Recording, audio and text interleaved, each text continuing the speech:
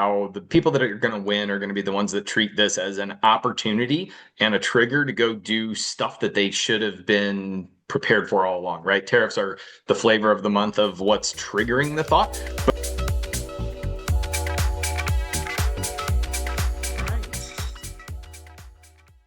Hello, everybody. It's another episode of AI Got This. And today we've got Amy Julian, who you have seen on the podcast before, and a new face with us today, David Sanders. So, David, maybe take 1 minute and just introduce yourself. Then, Amy, I'll have you reintroduce yourself to the audience. But, David, go ahead. Absolutely. It's nice to be let out, so to speak. So, David Sanders, my background is all kind of corporate and commercial finance. I've been with large organizations on the finance side, usually on kind of the revenue side of things, helping sales teams. And then since then have done stuff in the contracting and cost space, as well as pricing, revenue growth management, that sort of stuff. And here at Armanino, I kind of lead our efforts on FP&A and budgeting, as well as revenue growth management and pricing. So that's my focus. Happy to be here.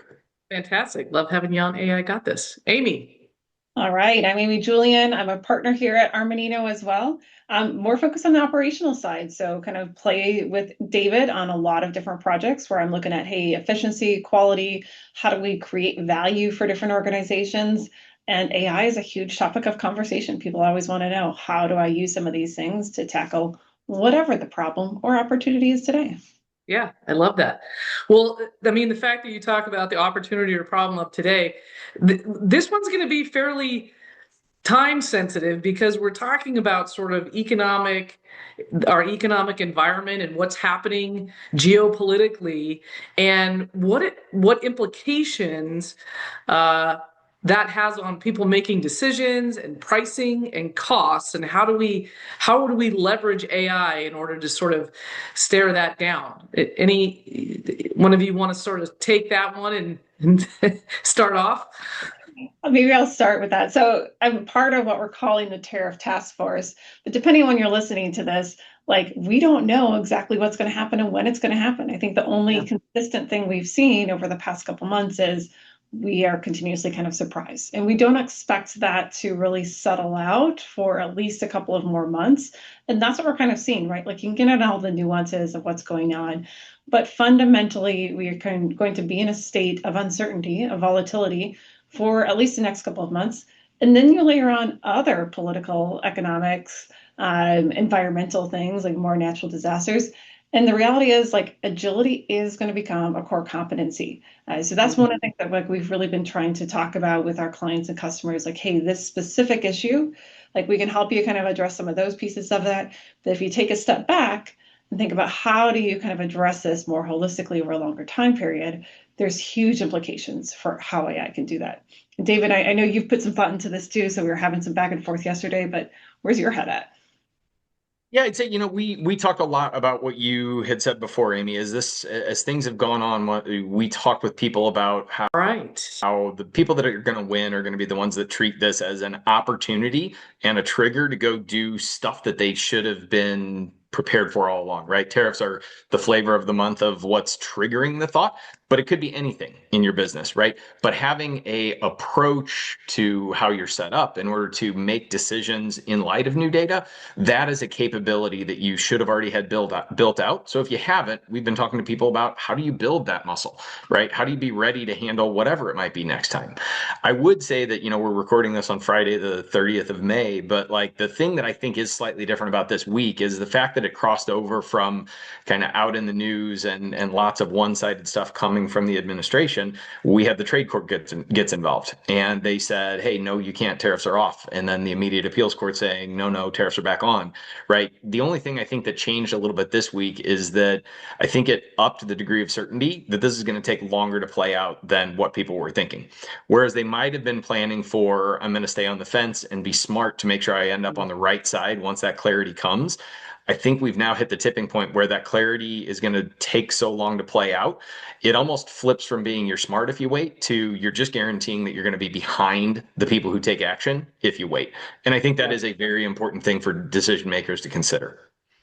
Yeah, I mean, I know we're seeing, and we'll get to the AI part of this in just a minute, but I know we're seeing, internally, a lot of people are waiting. Like we have proposals out and they're saying they want to do stuff, but we're not seeing a lot of traction in terms of closing. And so do you think that plays a part in what is happening? And do you, now that we're seeing that this is going to take a little longer, do we think that that's going to change? I do think so. So a lot of the reasons that they are waiting is where do they invest capital, right? Like, are they going to invest it in a consulting firm? What is the consulting firm going to do with them? How does that drive value for their organization?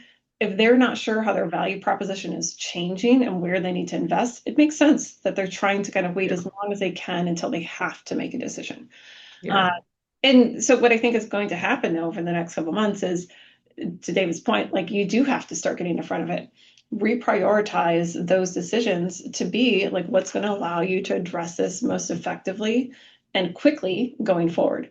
And that's where I do think we're starting to already see like the interest coming back in terms of AI, in terms of data, in terms of data warehouses, because those are the types of technologies and tools that will give people a little bit of that competitive edge. Yeah, I like that.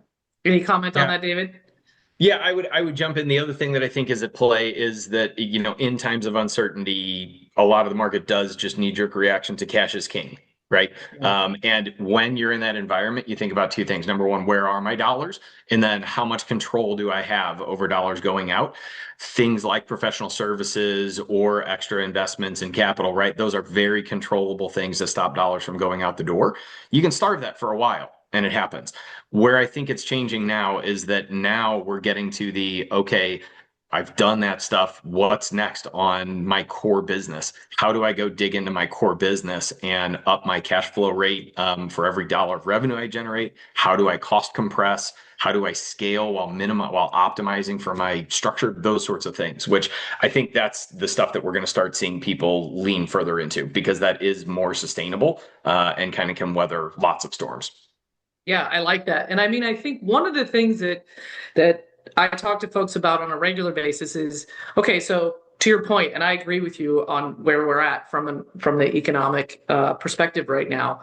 So we've done some of those things. Now, where do we make those investments, like you said, Amy, on things that are going to take our business and make us a differentiator? And David, you mentioned this too. Like people have been waiting, and now is the time to stop waiting and sort of let's jump in and do the thing that's going to give us the best bang for our buck and really put us in a much better position if and when either the greater tariffs start happening or some other thing in the market takes place. I think preparing for that and getting our ducks in a row on that capital investment so that we can be agile and make quick adjustments is going to be sort of the key as we finish out this year. So in saying that, and Amy, you mentioned like AI and data warehouse. Where do you think? What kinds of projects do you think people should be thinking about when you talk about those things? I think a lot of it is around kind of how do you make your data work for you? How do you get how do you get action as a result of that information? And what we hear from a lot of our clients is it takes too long to get good kind of insights. I have to drill in and create a report that comes from like 4 different data sources. I'm not confident in the data, or it's not giving me like pre-work. It's all retrospective, right? Yeah. Those are the kind of things that we're seeing a lot of interest in right now, where people are like, okay, like I can't keep doing this because it literally takes 20 days to make a decision, and I'm already past the 8 ball on some of this stuff. Or on kind of the forward-looking side, I have this spectrum of things that might happen. Tariffs might be 10%, tariffs might be 145%. I need a clearer view of what my decision window is. Like, what is that elasticity of the decision window? When do I have to make that choice? How does that impact my business? And be able to very quickly roll that all the way back through my modeling technique. And that's where we're seeing a lot of interest. So it's a lot on that data, making sure it's crisp, it's clean, it's organized in a way, and maybe it takes some data information that wasn't traditionally available or like easy to get, and putting that together in a natural language model that allows people to kind of use it more effectively. Still a little bit in the pie of the sky for a lot of our clients, but we're starting to see them take steps towards that. Yeah, I love that. David, any comment on that? I'd go off of the last thing Amy said there of kind of the AI and other tools now are lowering the hurdle for what you can tackle, right? I think the thing a lot of people that don't deal with the AI or machine learning or RPA on a regular basis, they think of it as this one big ambiguous kind of scary monolith that's like an IT-led AI initiative. Yeah. And the thing that is really just changing so fast now is there's so many, be it Copilot, other tools, there's so much low-hanging fruit across so many different pockets and so many levels of the organization to help you with one little thing that actually becomes a fairly big thing, right? When we would do initiatives, a lot of times it was, how do I get my data in order? How do I do data migration? How do I do data readiness? And it's almost like this massive lift just to get to the starting line. And that was so scary and demoralizing for people to take on, because they're like, my gosh, it's going to take me a year just to be ready to start doing a thing. And Yeah. AI is making that not be the case anymore, right? Yeah. It's things don't have to be perfect. It can help you get your house in order to be ready to go. We talk a lot about how some of the biggest challenges is just getting clients ready to be a good patient when they're facing tech change. That is so much easier than it used to be. Yeah. And really, it's just about picking a partner that can help you make use of those tools to make it as easy as it can be. So that's the sort of stuff I hope people start seeing and start feeling a empowerment to go tackle. And finding somebody that can help with that is the type of stuff that I selfishly hope people wanna lean into. Yeah, that's super. Go ahead, Amy. And then I'll jump in. I'm just going to equate it like to, back when I was first starting my career, like nobody teaches you a VLOOKUP in college, right? Like at least I never got taught how to do a VLOOKUP, right? Like we're going way back now. But like in some respects, a lot of AI is like that, right? Like you're going to have to roll up your sleeves, you're going to have to get your hands dirty and start kind of like building it from scratch, right? Like, so to your point, David, like there are a lot of things that are easily achievable. A little bit of training, a little bit of like on the job coaching, like here's how you kind of think about this. Let's go look for those opportunities, can go an incredibly long way to making this actually happen. Yeah, I mean, to the extent that a lot of times people think about AI, like AI can help you with the deep side of analysis, or it can help you with the broad analysis, right? I think a lot of people like to think about it, about how it can help them along the deep angles of really complex problems and how they can automate different things that were not able to be automated in the past or that sort of stuff. But there's not a substitute for how much it can just help you cover your bases on the broad side of it, right? You don't have to know all the surrounding stuff anymore. You can usually have AI cover a lot of that on its own. So Yeah.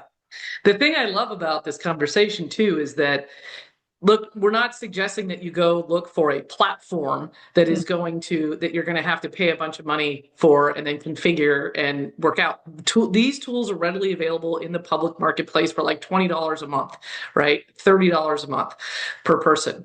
And you can utilize them today to do all of those types of things. I think that the key thing in this whole thing that we're talking about is understanding the use case and making sure that you define it. To your point, David, one of the things that we've seen in the market recently is that lots of people that have done deep dives on AI in terms of proof of concept and they've gone deep, those are failing because their use cases weren't fully thought out and they didn't understand what kind of data they would need in order to make those proof of concepts work. So we're seeing them fail. I think what's happening now is we do need to look at, you can still have those, but you need to understand what your use case is and really define it in a very succinct way, and then understand what kind of data you need to make that happen. The ones that are a little bit more horizontal and that can be broad, your use cases are smaller.